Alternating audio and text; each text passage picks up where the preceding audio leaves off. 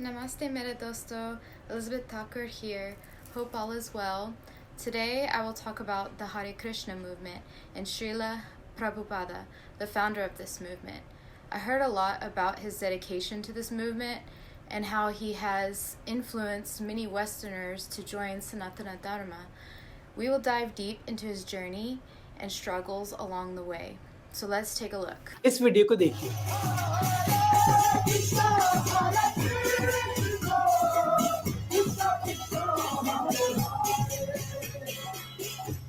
तो आपको क्यों लगता है कि इतने सारे फॉरेनर्स भगवान कृष्ण के बारे में गाने क्यों गा रहे हैं? हरे कृष्णा मूवमेंट, हरे कृष्ण का मंत्र जो ये सारे फॉरेनर्स गा रहे हैं, ये एक बहुत बड़ा भाग है हरे कृष्णा मूवमेंट का। एक ऐसी मूवमेंट जिसको इस्कॉन ने क्रिएट किया था। आज इस्कॉन के दुनिया भर में करीब 600 से ज्यादा सेंटर। इस हरे कृष्णा मूवमेंट ने एक बहुत बड़ा रोल प्ले किया है दुनिया भर में भगवान कृष्ण का मैसेज स्प्रेड करने के लिए। पर इसके अलावा ये मूवमेंट बहुत कंट्रोवर्सी में भी आई। तो ये मूवमेंट है क्या? इस्कॉन है कौन? और ये लोग जो हरे कृष्ण के मंत्र जाप रहे हैं, ये कौन है? इसी के बारे में मैं आपको बताना चाहता हूँ इस वीडियो में। हरे कृष्ण मूवमेंट एक हिंदू मूवमेंट है जो क्रिएट हुई गौड़िया वैष्णविज्म से। इस मूवमेंट के सदस्य लगातार हरे कृष्णा बोलते हैं और इसको स्टार्ट किया गया था 16वीं सदी में बंगाल में श्री चैतन्य महाप्रभु। उनका जन्म हुआ था 1485 में वेस्ट बंगाल के नादिया जिले में। उन्होंने संस्कृत सीखी और फिर वो संस्कृत टीचर बन गए बच्चों के लिए। फिर उनकी जिंदगी में एक बहुत बड़ा चेंज आया जब वो मिले श्री ईश्वर पुरी से, जिन्होंने उनको बताया भगवान कृष्ण के बारे में। और उसके बाद श्री चैतन्य महाप्रभु भगवान कृष्ण के भक्त बन गए। उन्होंने अपना घर छोड़ दिया और 25 की उम्र में वो सन्यासी बन गए। वो भगवान कृष्ण को पूजने लग गए और ये मानने लग गए कि उनका नाम सड़कों पर जापने से लोगों का भला होता है। और उन्होंने ऐसे ही किया। वो और उनके फॉलोअर्स भगवान कृष्ण का नाम बार बार जापने लग गए। हरे कृष्णा कृष्णा कृष्णा हरे हरे, जिसको बुलाया जाता है संकीर्तना। शहर के कई लोग पर इस संकीर्तना से तंग आ गए थे और वो काजी के पास गए इसके बारे में कंप्लेन करने। काजी ने उनको धमकी दी कि वो संकीर्तना पब्लिकली ना करें, पर श्री चैतन्य इस बात को माने नहीं। फिर काजी ने कुछ पुलिस अफसर भेजे जिन्होंने श्री चैतन्य के मृदंगम तोड़ दिए ताकि वो ये संकीर्तना ना कर सके। जब श्री चैतन्य जी को इसके बारे में पता चला तो उन्होंने एक सिविल डिसोबीडियंस मूवमेंट स्टार्ट कर दी। उन्होंने अपने फॉलोअर्स इकट्ठा करे और कहा कि हम काजी के घर तक जाएंगे। उधर पहुंचने के बाद श्री चैतन्य ने काजी के साथ एक डिस्कशन किया कुरान के बारे में और वैदिक शास्त्र के बारे में। और इस डिस्कशन के बाद सरप्राइजिंगली जो काजी थे वो श्री चैतन्य के फॉलोअर बन गए। श्री चैतन्य ये भी मानते थे कि कोई भी उनके मूवमेंट का भाग बन सकता है, बस ये मायने रखता है कि क्या उनके पास भगवान के बारे में ज्ञान है या नहीं। पर मॉडर्न डे रिसर्च ने इस इशू पर आलोचना करी है श्री चैतन्य जी की, क्योंकि उनके मोस्ट फॉलोअर्स अपर कास्ट से थे और उनकी मूवमेंट में महिलाएं पार्टिसिपेंट्स भी बहुत कम थी। अब चैतन्य महाप्रभु ने इस मूवमेंट को क्रिएट किया इंडिया में। चैतन्य महाप्रभु की तरह एक और रिलीजियस स्कॉलर थे जिनका एक बहुत बड़ा इम्पैक्ट पड़ा हिंदुइज्म पर। वो थे स्वामी विवेकानंद। एक स्पिरिचुअल गुरु के अलावा स्वामी विवेकानंद एक फिलोसोफर भी थे जिनकी लर्निंग से हम आज भी सीख सकते हैं। और इन टीचिंग्स के बारे में हम बात नहीं करते। मूवमेंट को दूसरे देश में लेकर आए एक और व्यक्ति, स्वामी प्रभुपदा। स्वामी प्रभुपदा का असली नाम था अभय चरण देव। उनकी पढ़ाई हुई स्कॉटिश चर्च में, जहाँ सुभाष चंद्र बोस भी पढ़े थे। और सुभाष चंद्र बोस की तरह वो भी पूरी तरह खिलाफ थे अंग्रेजों के। जब उन्होंने अपना कोर्स कंप्लीट किया, उन्होंने अपनी डिग्री एक्सेप्ट नहीं करी, ये कहकर कि वो अंग्रेजों से कोई मान्यता नहीं चाहते। 1922 में वो एक रिलीजियस लीडर से बने, जिसके बाद वो भगवान कृष्ण के भक्त बन गए। उनके गुरु ने उनको कहा कि वो भगवान कृष्ण की टीचिंग्स दुनिया भर में स्प्रेड करें।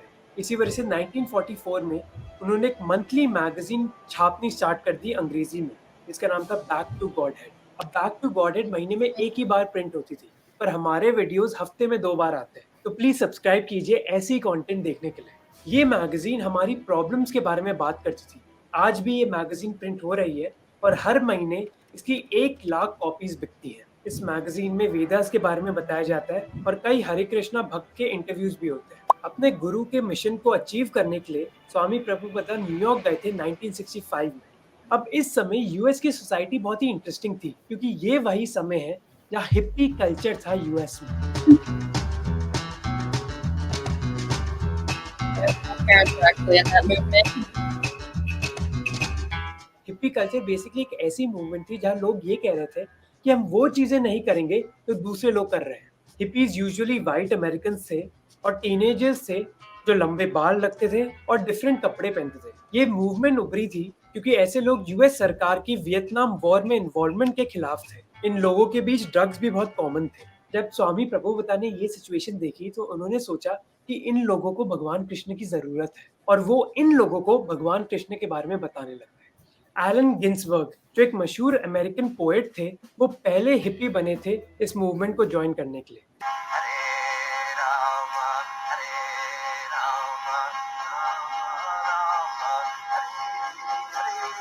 इसके बाद और उनको देखकर कई और हिप्पीज ने ये मूवमेंट ज्वाइन कर ली। ये लोग क्रिश्चियनिटी के आइडिया से तंग आ गए थे और प्रभुपदा की स्पीचेस से प्रभावित हो गए थे।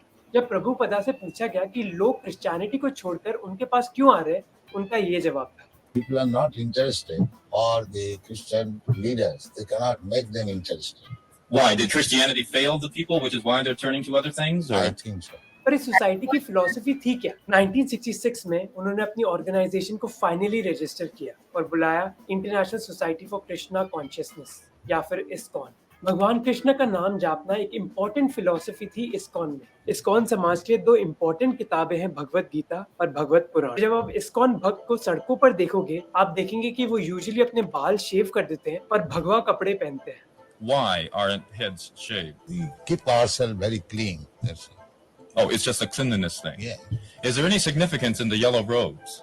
Yellow robe is the dress those who are dedicated. अपनी टीचिंग्स फैलाने के लिए इस्कॉन कई टेक्निक्स यूज करता है। जैसे अगर आप किसी फॉरेन देश में रहते हैं, ट्रैवल कर चुके हैं, आपको इस्कॉन के कई भक्त मिलेंगे एयरपोर्ट्स में, सड़कों पर, पब्लिक पार्क्स में और यूनिवर्सिटीज में। इसकी वजह से तो कई एयरपोर्ट्स ने उनको बैन भी कर दिया। अब कुछ एयरपोर्ट्स ने तो चाहे उनको बैन कर दिया हो, पर इस टेक्निक की वजह से वो शायद सबसे फेमस हरे कृष्ण भक्त से मिले थे, बीटल्स से। 1968 में जब प्रभुपदा के भक्त यूके पहुंचे तो वो बीटल्स से मिलना चाहते थे क्योंकि बीटल्स उस समय पूरी दुनिया में सबसे फेमस लोगों में से एक थे और इस्कॉन का मानना था कि अगर बीटल्स हमारा नाम जापेंगे तो उससे बढ़िया एक्सपेंशन स्ट्रैटेजी हो ही नहीं सकती। इस्कॉन के भक्त इसीलिए बीटल्स के ऑफिस के आसपास हरे कृष्णा का नाम जापने लग गए और फाइनली एक बीटल्स जॉर्ज हैरिसन उनसे मिलने के लिए सहमत हो गए। उन्होंने एक गाना भी लिखा, हरे कृष्णा मंत्रा, जिसकी रिलीज के पहले दिन पर ही 70,000 कॉपीज बिकी। 2 साल बाद उन्होंने एक गाना रिलीज किया, माई स्वीट लॉर्ड, जिसमें हरे कृष्ण का मंत्र था और उसकी 50 लाख कॉपीज बिकी, जिसकी वजह से सडनली इस्कॉन पूरी दुनिया में पॉपुलर हो गया। इस्कॉन की दूसरी टेक्निक है स्पिरिचुअल किताबें बेचना। इस्कॉन ने ये स्ट्रैटेजी अपनाई अमेरिकन वैल्यूज को ढंग से परख कर। उनको पता था कि 18% अमेरिकन किसी भी रिलीजन से जुड़े हुए नहीं है, पर वो स्पिरिचुअल किताबों को पढ़ते हैं। इनफैक्ट हर साल अमेरिकन करीब $1 बिलियन खर्च करते हैं सेल्फ हेल्प किताबों पर। इसलिए किताबें बेचना एक बहुत अच्छी स्ट्रैटेजी है अपना मैसेज स्प्रेड करने के लिए। तीसरी स्ट्रैटेजी थी कि इस्कॉन ने किचन्स और रेस्टोरेंट्स चलाए। प्रभुपदा ने अपने भक्तों को लंच प्रोग्राम स्टार्ट करने के लिए कहा यूनिवर्सिटीज में। जैसे यूनिवर्सिटी ऑफ फ्लोरिडा के कैंपस में इस्कॉन का किचन करीब 50 साल से काम कर रहा है और वो हर दिन 1000 लोगों को वेजिटेरियन खाना देता है। कॉलेज से ड्रॉप आउट होने के बाद स्टीव जॉब्स इस्कॉन मंदिर के खाने पर निर्भर करते थे और ऐसे किचन से ही लोग इस्कॉन को पहचानने लग गए। And I would walk the 7 miles across town every Sunday night to get one good meal a week at the Hare Krishna temple. I loved it. इन सारी स्ट्रैटेजीज की वजह से इस्कॉन को डोनेशन भी मिली और नए फॉलोअर्स भी। और इस्कॉन के कई फॉलोअर्स बहुत फेमस हैं, जैसे एल्फ्रेड फोर्ड जो फोर्ड कंपनी की मालिक है। और क्योंकि एल्फ्रेड फोर्ड से उनको $35 मिलियन की डोनेशन मिली थी, वो बंगाल में 2024 में एक वैदिक प्लानिटेरियम का मंदिर खोलना चाहते हैं। इस मंदिर की टोटल कॉस्ट होगी $100 मिलियन और ये दुनिया में सबसे बड़ी रिलीजियस बिल्डिंग्स में से एक होगी। तो हम देख सकते हैं कि इस्कॉन के लिए कभी भी पैसा प्रॉब्लम नहीं थी। If you give me a Rolls Royce to travel, how shall I refuse? It is my favor upon you. I accept it. Problem थी तो उनका इतिहास। जैसे 1990s में प्रभुपदा ने बोर्डिंग स्कूल सेटअप करे थे क्योंकि वो भारतीय गुरुकुल जैसे स्कूल्स बनाना चाहते थे अमेरिका में। पर 1998 में न्यूज रिपोर्ट्स आई कि इन स्कूल में सेक्सुअल और फिजिकल अब्यूज हो रही थी। सबसे ज्यादा अब्यूज की रिपोर्ट्स आई डैलस, सियाटल और वेस्ट वर्जीनिया के गुरुकुल से। ये बताया गया कि इन स्कूल्स में जो टीचर्स थे उनकी ढंग से स्क्रीनिंग नहीं करी गई और ना उनको ट्रेनिंग दी गई।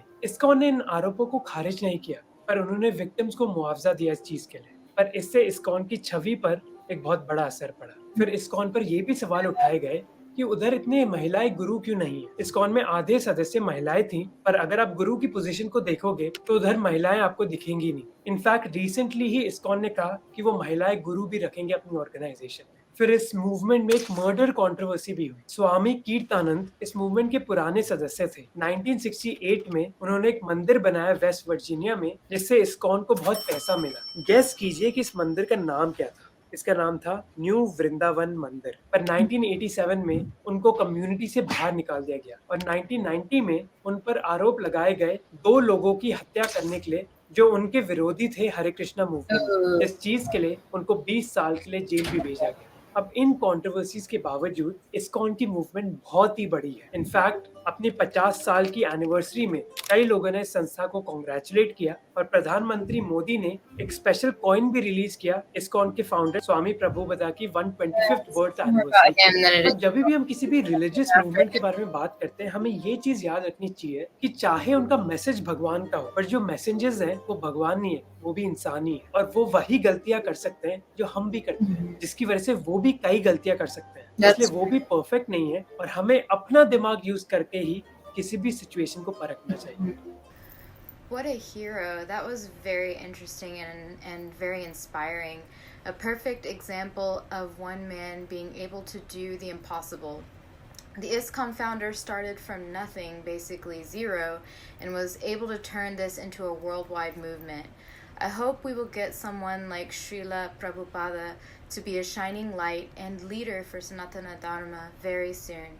We are in dire need of more Sanatanis like him in the present moment.